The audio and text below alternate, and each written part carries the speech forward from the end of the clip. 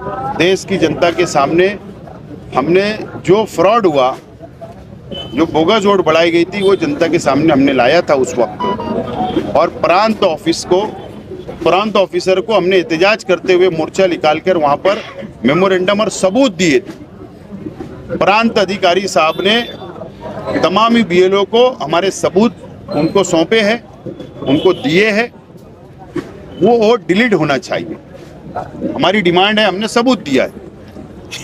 और शहर में 50% जो बीएलओ है वो ईमानदाराना तौर पर काम कर रहे हैं और 50% बीएलओ वो किसी पार्टी की तरफदारी कर रहे हैं, वर्करी कर रहे हैं, ऐसा हमको समझा।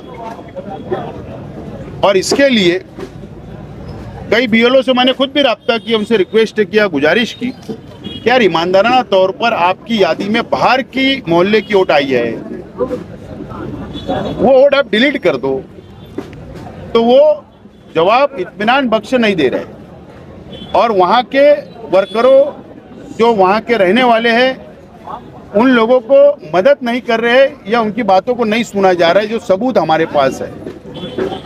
इस ताल्लुक से आज वर्करों की मीटिंग बुलाई गई थी और मीटिंग के अंदर हमने मशवरा लिया और हमने हमारा पूरा 42,000 वोटों का डाटा वर्करों को दिया है, तकसीम किया है।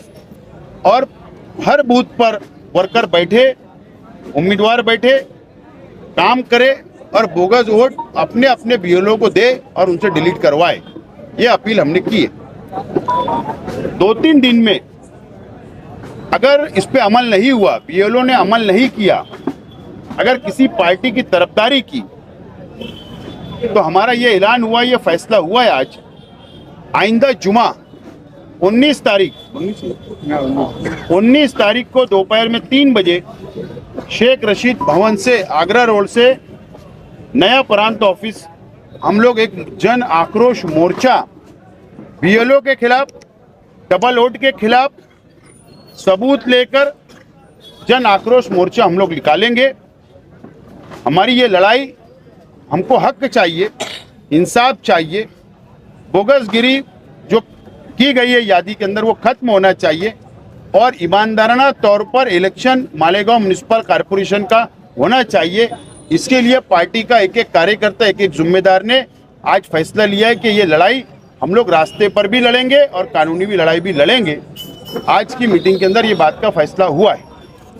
एमएलए ने आज प्रेस कॉन्फ्रेंस लिया था और आपने जो 42,831 वोट जो बोगस वोट है ये प्रांत ऑफिस में दिया, तो उन्होंने कहा है कि आप बीजेपी को फायदा पहुंचा रहे हैं, क्योंकि मालेगांव में सेकुलर पार्टी और सेकुलर लोग रहते हैं, यहाँ पे बीजेपी का कुछ वो नहीं है। आज के एमएलए साहब जो शहर के एमएलए है वो आलिम भी है, मुफ्ती भी है, उनको बहुत सोच समझ के इस तरीके का बयान देना चाहिए था। और किसी शख्स की एक वोट है तो हमको कोई एतराज नहीं, ईमानदाराना वोट रहना चाहिए, एक मुल्क में एक वोट होना चाहिए,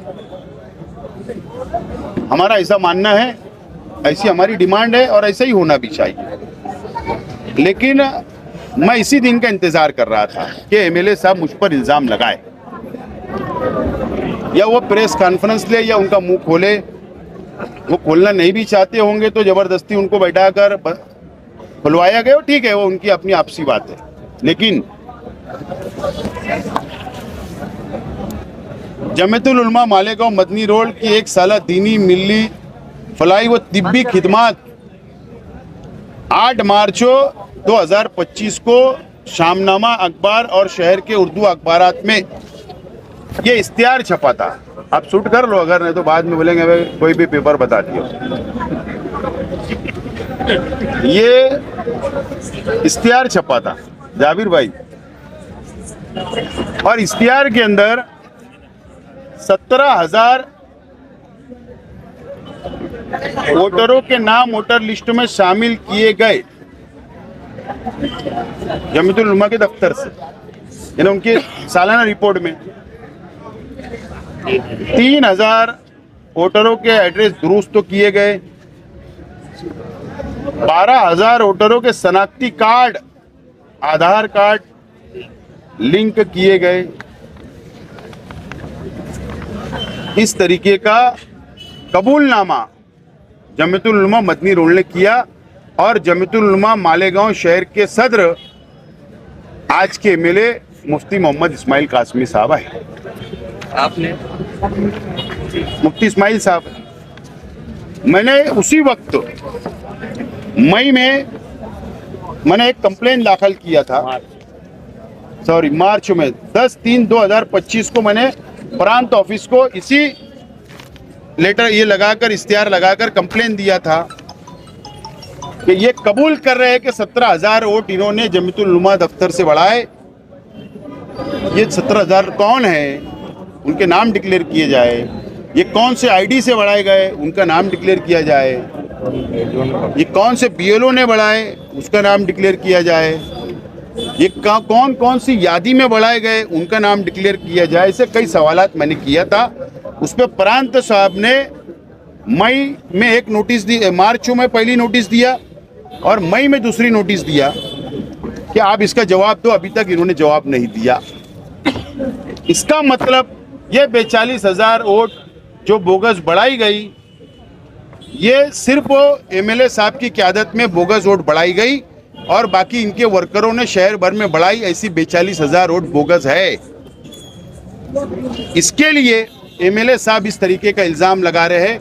मेरा उस वक्त भी यही मानना था, आज भी मानना है कि भारतीय जनता पार्टी बीजेपी पूरे मुल्क के अंदर बोगस वोट बढ़ा रही है और जहां जहां भी सरकार के खिलाफ बोलने वाले उम्मीदवार एमएलए के लिए खड़े रहते हैं, असेंबली लड़ते हैं, ऐसे लोगों को बीजेपी एमआईएम को मदद करके उनको भी फ्रॉड में शामिल करवाई। ऐसा इल्ज़ाम मैंने उस वक्त भी लगाया, आज भी लगाया।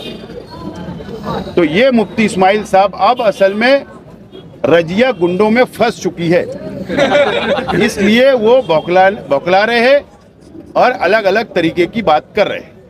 कानूनी एक्शन लेंगे आप इसके ऊपर? क्या मैं तो कंप्लेन किया था, लेकिन अब ये लड़ाई रास्ते पर और मोर्चा निकाला जाएगा और इनके ऊपर गुना दाखिल करो, कानूनी कार्रवाई होना चाहिए और इसकी पूरी इंक्वायरी होना चाहिए। ये डिमांड मैं करूंगा। किस पर गुना दाखिल? सदर के ऊपर, सचिव के ऊपर होना चाहिए, जिन्होंने इख्तियार दिया, जिन्होंने कबूल किया, इसकी इंक्वायरी होना चाहिए। उसमें क्या है, हम समाजी लोग हैं, सियासी लोग हैं, हम समाज में काम करते, आवाम की खिदमत करते, इलेक्शन आता हम इलेक्शन लड़ते हैं और ये बोगसगिरी करके चुन कर आगे चले जाएंगे तो हमारा हक मारा जाता है जमहूरी तौर पर, तो हमारा हक है और ये लड़ाई लड़ी जाएंगी। आप जो इल्ज़ाम लगा रहे हैं उसके ऊपर बहुत बड़ा इल्ज़ाम आपके ऊपर लगाया गया कि इंडिया अलायंस वोट चोर गद्दी छोड़कर जो मामला पूरे देश भर में चला रही है, वो पूरे इंडिया अलायंस के आंदोलन को मिसगाइड करने और उनको एक दिशा देने का इल्ज़ाम आप पर लगा है। जब मैंने ये प्रेस कॉन्फ्रेंस लिया तो ऑल इंडिया कांग्रेस कमेटी के बड़े ओहदेदारान का मुझको फ़ोन भी आया और कई सेकुलर सियासी पार्टियों के लीडरान का भी रियासती और मुल्क के लेवल पर भी मुझको फ़ोन आए और मुझसे कहा कि आपने ये काम ये कैसा तय किया है जो बोगस वोट निकाली, मैं उनकी मदद कर रहा हूँ। ये बात मुझे मीडिया में बोलने की ज़रूरत नहीं है। अब सवाल ये है कि एमआईएम का एमएलए और एमआईएम पार्टी अगर इस तरीके के मुझ पे इल्ज़ाम लगाएंगे तो मुझे उनसे जन्नत का सर्टिफिकेट नहीं होना। वो सर्टिफिकेट देंगे हर मुसलमानों को और हम जन्नत में जाएंगे और हम कामयाब होंगे, ऐसा नहीं है। ये मैं लड़ाई लड़ रहा, उन्होंने मेरे खिलाफ लड़ाई लड़ना, बिल्कुल तैयारी है हमारी। मुफ्ती साहब ने कहा कि आप जन्म दाखिला मामले में छचन कर रहे हैं, असल का काम हम कर रहे हैं, सिंधे साहब से मिलना या फडणवीस साहब से मिलना, हमने मतलब पूरी अंदर की कानूनी कार्रवाई करी। अगर मुफ्ती इस्माइल साहब एमएलए साहब ने अगर ऐसा कहा कि मैं सिंधे साहब से मिला, मैं फडणवीस साहब से मिला, तो इससे बड़ी बेवकूफ़ी वाली बात ही नहीं हो सकती। क्या बोल रहा हूँ मैं? बेवकूफ़ी वाली बात ही नहीं हो सकती है। ये बेवकूफ़ आदमी जिसको नहीं समझते वही ये जुमले का इस्तेमाल कर सकता है। उसकी वजह यह है कि यही फडणवीस साहब ने महाराष्ट्र के वज़ीर आला और यही एकनाथ शिंदे साहब की सरकार ने मालेगांव में रोहिंग्या बांग्लादेशी के नाम पे SIT बना दी। ये बेवकूफ़ी वाली बात नहीं है। लड़ाई ये कानूनी थी, साबित करना था कि मालेगांव में रोहिंग्या बांग्लादेशी नहीं रहते। अल्लाह का करम है, माइनॉरिटी डिफेंस कमेटी ने ये लड़ाई को लड़ा और जो रिपोर्ट पेश हुई, ऐसी हमारे पास जानकारी है, जब तक रिपोर्ट ओपन नहीं होती नहीं बोल सकते, लेकिन ऐसी जानकारी है कि कोई रोहिंग्या बांग्लादेशी नहीं मिला। उसका सबूत जितनी चार्जशीट कोर्ट के अंदर गई है उसमें कहीं भी इस तरीके का जिक्र नहीं है। ये लड़ाई में हम कामयाब हुए। हमारी लड़ाई अभी कोर्ट के जरिए जो लोग जेल में उनको जमानत पे बाहर लाने की हमारी कोशिश जारी है। बहरहाल बचकाना बेवकूफ़ी तरीके का ये बयान था, ऐसा मैं मानता हूँ। आपने कहा कि MLA मौसू अख्ती महपुरा के ऑफिस पर प्रेस कॉन्फ्रेंस नहीं लेते, उनको मतलब कैद करके बंधक बनाकर प्रेस कॉन्फ्रेंस लिया जा रहा है, तो क्या एक MLA को मतलब बंधक बनाया जा रहा है? नहीं, ऐसा है कि सियासी बात मैं बोल रहा हूँ। एक आदमी जब प्रेस करता है तो एकदम हाव भाव रहता है, मीडिया सामने रहती है, खुशहाल रहता है ना। तो वैसा उनके चेहरे पे कुछ नज़र नहीं आया। इसीलिए मुझको ऐसा लगता है कि जबरदस्ती उनको बैठाकर आजू बाजू से दबा के, हो सकता है नीचे पैर पे हिला भी रहे होंगे, तो बहरहाल ऐसा हो सकता है, मैं ऐसा लग रहा है मुझको, जबरदस्ती बुलवाया गया होगा, प्रेस लेने लगाई गई।